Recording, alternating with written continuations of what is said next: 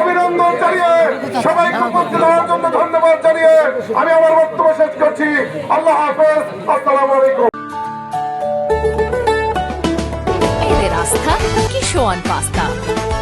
সংগ্রামে উপস্থিতি, আজকে আমাদের এখানে যারা উপস্থিত আছেন সবাই আমরা জুলাইয়ের সহযোদ্ধা।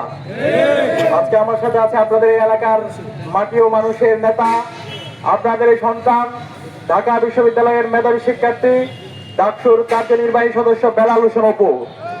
এই বেলাল হোসেন অপু জুলাই বিপ্লবে সবসময় আমার কাছে ছায়ার মতো ছিল এবং জুলাই বিপ্লব পরবর্তী আমরা যে নতুন রাজনীতির কথা বলছি, সেই রাজনীতি বিনির্মাণের ক্ষেত্রে বেলাল হোসেন অপু, আপনাদের এই সন্তান, সামগ্রিকভাবে আমাদেরকে সহযোগিতা করেছে এবং ডাকসু নির্বাচন পরবর্তী আজকে আমরা 4 মাসে দেখিয়েছি কিভাবে ছাত্র রাজনীতি করতে হয়, কিভাবে শিক্ষার্থীদের জন্য কাজ করতে হয়, কিভাবে জবাবদিহিতা নিশ্চিত করতে হয়।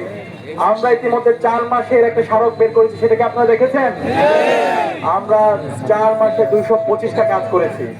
বিশ্ববিদ্যালয়ে 105 বছরে যত সংকট তৈরি হয়েছে, প্রত্যেকটা সংকট, প্রত্যেকটা সমস্যাকে আমরা অ্যাড্রেস করার চেষ্টা করেছি এবং এই যে 205টা কাজ, 225টা কাজ, এর মধ্যে মৌলিক সমস্যা আবাসন সংকট, যেটা দীর্ঘদিনের সংকট বিশ্ববিদ্যালয়ের।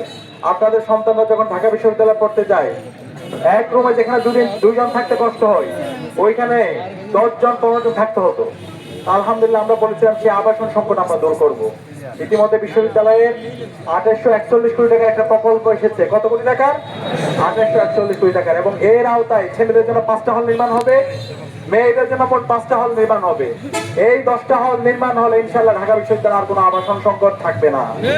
বিশ্ববিদ্যালয়ের শিক্ষার্থীরা প্রথম বর্ষ থেকে গিয়ে সুন্দর একটা পড়ার টেবিল পাবে, প্রথম বর্ষ থেকে সুন্দর একটা রুম পাবে। বিশ্ববিদ্যালয়ের শিক্ষার্থীদের মূল কাজ পড়াশোনা করা, গবেষণা করা, শিল্প, সাহিত্য, সংস্কৃতি এবং প্রযুক্তির মাধ্যমে সারা বিশ্বব্যাপী নেতৃত্ব দেওয়ার জন্য নিজেদেরকে তৈরি করা। সেই ধরনের একটা পূর্ণাঙ্গ একাডেমিক ইনস্টিটিউট হিসেবে ঢাকা বিশ্ববিদ্যালয়কে বিনির্মাণ করার জন্য আমরা কাজ করছি আলহামদুলিল্লাহ। তো এই কথাগুলো বলার মূল কারণ হচ্ছে আমরা কথা রেখেছি, আমরা যে কমিটমেন্ট দিয়েছি, বেলাল হোসেন অপুরা যে কমিটমেন্ট দিয়েছে ডাকসুতে, সেই কথা আমরা 4 মাসের মধ্যে রেখেছি ইনশাআল্লাহ।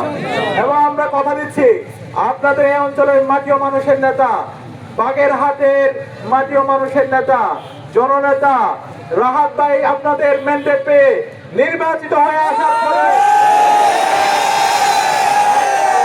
55 বছরে যে যুবতন্ত্র তৈরি হয়েছে, যে মাফিয়া তন্ত্র তৈরি হয়েছে, যে চাঁদাবাজি, টেন্ডারবাজি, সন্ত্রাস তৈরি হয়েছে, ইনশাআল্লাহ আপনাদের ম্যান্ডেট পেয়ে 12 ফেব্রুয়ারি আপনাদের গণরায়ের মাধ্যমে বিজয় হয়ে এসে সকল সমস্যাকে দূরীভূত করে দিবে।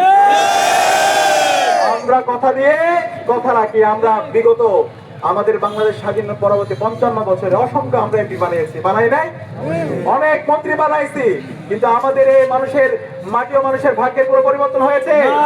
তারা বারবার আমাদেরকে প্রতারিত করেছে। সুতরাং আমরা কি আর প্রতারিত হতে চাই? আমরা প্রতারিত হতে চাই না। আমরা এমন নেতৃত্ব চাই যারা কথা দিয়ে কথা রাখে, যাদের সেই সক্ষমতা আছে, যাদের ওই সততা আছে, যাদের ওই দক্ষতা আছে, যাদের কথা এবং কাজের মধ্যে মিল আছে। ইতিমধ্যে আমাদের আমিরে জামাত ডাক্তার শফিকুর রহমান বলেছেন, এই নির্বাচনে জামাতের বিজয় হওয়ার মাধ্যমে কোন একক দলের বিজয় হবে না, কোন একক ব্যক্তির বিজয় হবে না, কোন একক পরিবারের বিজয় হবে না, বাংলাদেশের 18 কোটি মানুষের বিজয় হবে ইনশাআল্লাহ। আগামীর যে বাংলাদেশ, সেই বাংলাদেশে আমাদের যারা মা বোনরা আছে, আমাদের বোনদের জন্য মাস্টার্স পর্যন্ত ফ্রিতে পড়াশোনার ব্যবস্থা করা হবে। মা বোনদের জন্য কি করা হবে? বোনদের জন্য মাস্টার্স পর্যন্ত ফ্রিতে পড়াশোনার ব্যবস্থা করা হবে। প্রত্যেকটা জেলায় জেলায় একটি করে মেডিকেল কলেজ স্থাপন করা হবে। যদি কেউ জেলাতন্ত্র নির্বাচন করতে চায়, কেউ যদি কেন্দ্র দখল করতে চায়, তাহলে আপনাদেরকে প্রতিরোধ গড়ে তুলতে হবে। আপনারা কি পারবেন ইনশাআল্লাহ? এবং আপনারা কি পারবেন আমাদের রাহাত ভাইকে বাংলাদেশে যতগুলো আচরণ আছে সবচেয়ে বড় ব্যবধানে ব্যাপক ব্যবধানে বিজয় করতে ইনশাআল্লাহ? একসাথে পারবেন ইনশাআল্লাহ?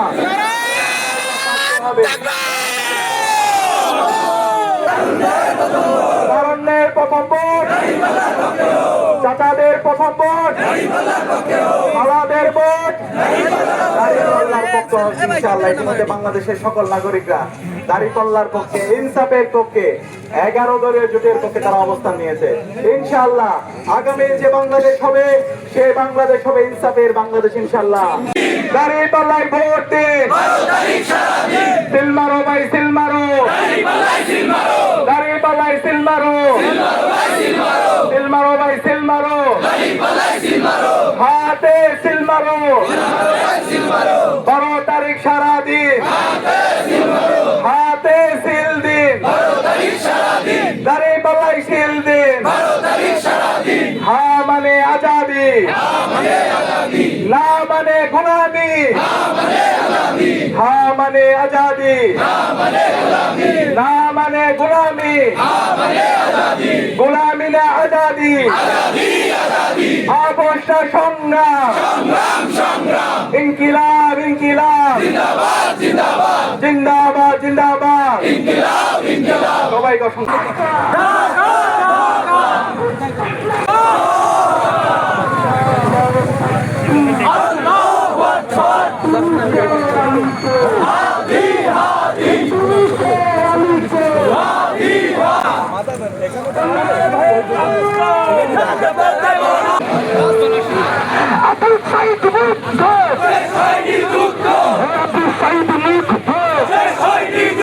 আমরা সরকারকে মাত্র 24 ঘন্টা সময় দিতে চাই। এই 24 ঘন্টার মধ্যে যদি তারা ব্যবস্থা না নেই তাহলে বাংলার আবামার ছাত্র জনতা মাঠে নেমে আসবে। সবাইকে আগামী সকল প্রোগ্রামে উপস্থিত থাকার উদাত্ত আহ্বান জানিয়ে আমি আমার কথা এখানে শেষ করছি। আসসালামু আলাইকুম ওয়া রাহমাতুল্লাহ। আবু সাইদের রক্ত, ভাইয়ের রক্ত।